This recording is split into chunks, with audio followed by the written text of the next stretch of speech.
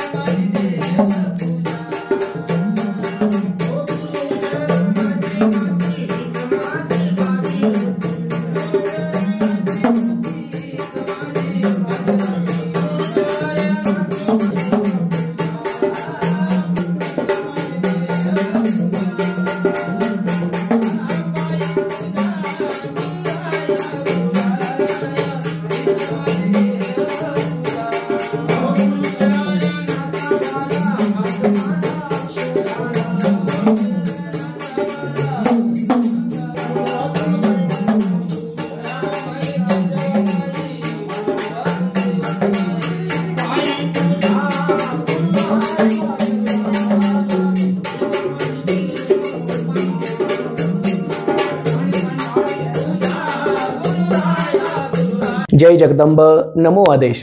आज मी या ठिकाणी माझ्या एका गुरुलेखाच्या घरी म्हणजेच या ठिकाणी असणारा नामदेव सीताराम राठोड याच्या घरी गुरुपंक्तीसाठी आलेलो आहे। जो राहणारा त्या ठिकाणी सोनशी शिवार जांभोरा तालुका सिंदखेड राजा जिल्हा बुलढाणा येथील रहिवासी आहे। या ठिकाणी गुरुपंक्तीला येण्याचं कारण असं की मी सहसा गुरुपंक्तीला कोण्याही शिष्याच्या घरी जात नाही। माझ्या फोटोचंच पूजन करून शिष्य गुरुपंगत साजरी करतात, परंतु आमच्या घरापासून 40 ते 35 किलोमीटरच्या अंतराच्या जवळपास याचं गाव असल्यामुळे मला तिथे येणं आणि जाणं सुलभ होतं, हेही एक कारण होतं। आणि दुसरं एक कारण म्हणजे काही लोकांचा असणारा खोडसाळपणा। तर खोडसाळपणा का शब्द वापरतोय, कारण असं म्हणतात की एक महिलाच एका महिलेची शत्रू असते किंवा सख्खा भाऊ हा सख्ख्या भावाचा वैरी होतो, त्याच पद्धतीनुसार एक आराधी हा दुसऱ्या आराध्याचं काही अंशी बरं पाहू शकत नाही अशी म्हण आहे आणि ते अगदी खरं सुद्धा ठरतंय। म्हणजे घडलं काय की ही माझी असणारी गुरुलेख, तिचं नाव आहे संगीता नागरे, हिची गुरुपंगत सुद्धा मागे आम्ही तिच्या घरी जाऊन केली होती। ती आणि नामदेव हे दोघं जण पूर्वापासून बहीण भावाचं नातं पाळत आलेले। राखी पौर्णिमेला ही त्याला राखी बांधणार, तो हिला साडी चोळी करणार आणि गुरु करत असताना सुद्धा प्रथम संगीताने माझ्याकडून गुरु दीक्षा घेतली, त्यानंतर तिने नामदेवला सांगितलं, नामदेवने माझं उपासना शिबिर केलं। उपासना शिबिरामध्ये त्याला साक्षात तुळजाभवानी मातेचं दृष्टांत दर्शन झालं आणि त्यानंतर त्याने त्याची ज्ञानमाळ माझ्या हाताने करवून घेतली। म्हणजे अगदी रीतसर पद्धतीनुसार जे व्हायला पाहिजे ते झालं। परंतु काही इतर खोडसाळ व्यक्ती ज्यांच्या स्वतःच्या अंगात वारी आहे किंवा ज्यांच्या हातावरती परड्या आहे किंवा ज्यांनी काही मंदिरं बांधली असतील वगैरे वगैरे, या व्यक्तींनी हेतू पुरस्पर ह्या दोघांना त्रास द्यायचा धडाका त्या ठिकाणी सुरू केला। कारण काय की तुम्ही त्या ठिकाणी गुरु कस काय केले, तुम्ही अंगामध्ये वारी कस काय घेता, तुम्ही भक्तांचे प्रश्न का सोडवता, अगदी अशा क्षुल्लक कारणांपासून यांची बदनामी करण्यापर्यंत ते थेट आता यांच्या जेवणामध्ये विष कालवण्यापर्यंतच्या चर्चा सुद्धा माझ्या कानावरती आलेल्या आहेत। तर या निमित्ताने मी या ठिकाणी सांगू इच्छितो, आज ही जी पोरगी आहे संगीता नावाची, माझी पोरगी म्हणजे माझी गुरुलेख आहे, आज ही मेलेली आहे, पण उद्या जर हिच्या जीवाला काही करता काही झालं, आज मेलेली पण उद्या मी हिला जिवंत विचारेल। हे कोणाला सांगतोय, जे कोणी बोलत असतील त्यांना कळून चुकलं असेल। तसेच हा माझा असणारा गुरुलेख म्हणजे माझा मुलगा नामदेव, उद्या याच्या केसाला किंवा याच्या कुटुंबाच्या कोण्याही व्यक्तीच्या केसाला धक्का लागल्यास त्या ठिकाणी आम्हीही शांत बसणार नाही। परंतु मला एक या ठिकाणी निवेदन करायचं आहे सर्वांना की आपण आराधी आहोत। छत्रपती शिवाजी महाराजांच्या गळ्यामध्ये ही कवड्यांची माळ होती, या माळेची शक्ती लहान नाहीये। आज छत्रपती शिवाजी महाराज, संभाजी महाराज, शाहू महाराज ते अगदी त्या ठिकाणी असणाऱ्या आराधी गोंधळी जागजोगती सर्वांच्या गळ्यामध्ये पूज्य असणारी ही माळ, आपण नात्याने एकामेकांचे बंधू लागतो, तर या बंधू नात्याने आपण आराध्यांनी एकामेकांचा बंधुभाव जपला पाहिजे। कोणी कुठल्याही गुरुचा चेला असो, कोणी कुठल्याही गुरुला फॉलो करत असो, कोणी कुठल्याही गुरुकडून माळपरडी घेतलेली असो, ज्याला तुळजाभवानी, रेणुका, काळूबाई ही दैवत आहे, ज्याच्या गळ्यामध्ये कवड्यांची माळ आहे, ज्याच्या हातावरती आई अंबाबाईची परडी म्हणजेच सुवर्णाचं ताट आहे, त्याला आपण आपला बंधू किंवा बहीणच मानलं पाहिजे, त्यांच्या सुखादुःखामध्ये उभं राहिलं पाहिजे। आज रोजी या पोरीच्या खाण्यामध्ये जहर कालवून किंवा याच्या खाण्यामध्ये जहर कालवून दुसऱ्या आराध्यांना तर काही मिळणार नाहीये। सांगायचा उद्देश असा आहे, तोंडाची वाफ गमावण्यामध्ये अर्थ नाही। आणि आज रोजी मी तुम्हाला सांगतो, आराधपण करावं परंतु ते आराधपण जीव घेणं नसावं। कारण आज रोजी लाखो रुपये कमावता येतील, करोडोनी संपत्ती कमावता येईल, परंतु इज्जत आणि जीव ही आयुष्यामध्ये एकदाच मिळते। एकदा इज्जत गेली तीही वापस भेटत नाही, एकदा प्राण गेले, जीव गेला तोही वापस मिळत नाही।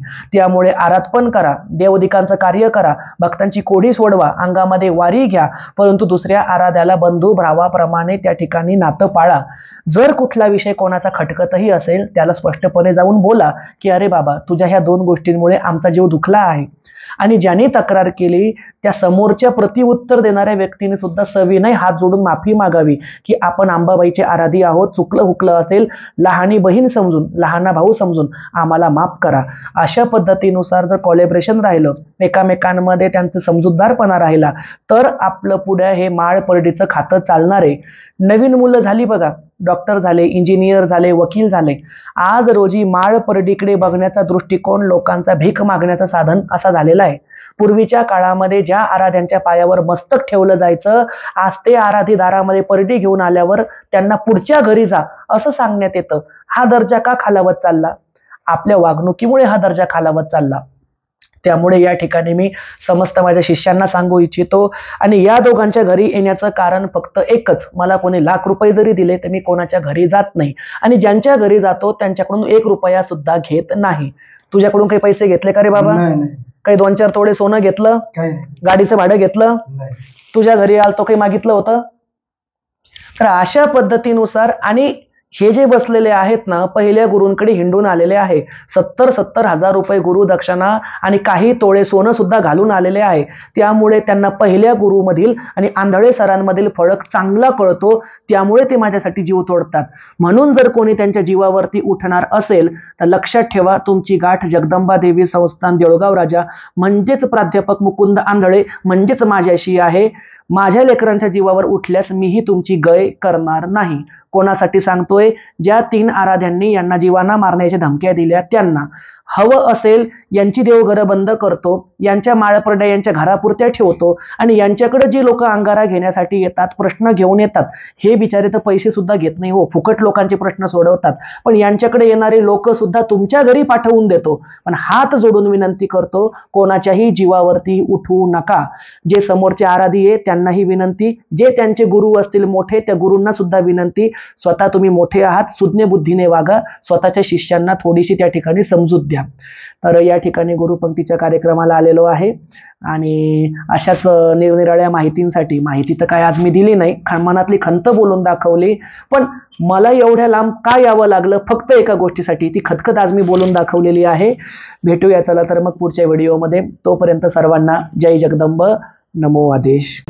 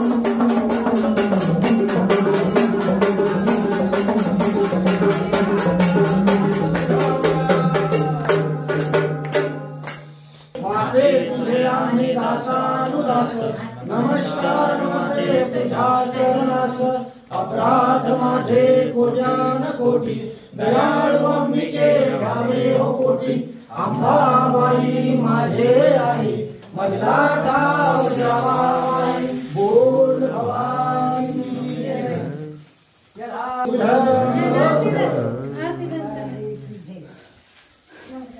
आई राजा उदे उदे माचीस